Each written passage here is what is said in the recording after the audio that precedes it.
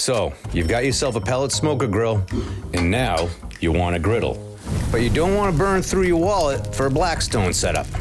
Luckily, I have a well-done hack for you.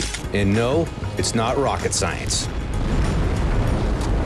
First things first, grab a tape measure and size up the inside of your grill. Mine measured in at a sizzling 19.5 inches. Next, find a griddle that fits in that space. I'm using one made by ZGrills. It's a perfect match for my ZGrills smoker. If you need the same size, I dropped a link in the description below. Or, if you're tech savvy, scan the QR code I popped up there. Now, let's griddle down to business. Remove the cooking grates. You won't be needing those. Take out the drip tray.